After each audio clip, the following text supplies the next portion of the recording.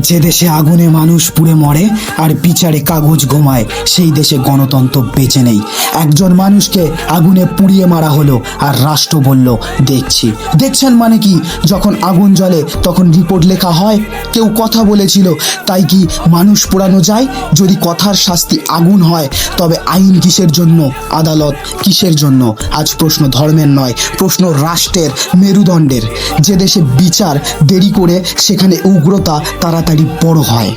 কারণ আজ একজন পড়েছে, কাল যদি নীরবতা জেতে, তবে আগুনের তালিকায় শুধু নাম বদলাবে। কথার জবাব আইন, আগুনের জবাব রাষ্ট্র। নীরবতা মানেই সম্মতি, আর রাষ্ট্রের নীরবতা মানে ব্যর্থতা। When mobs punish, the state stays silent, and citizen burn. Can Bangladesh still call this democracy?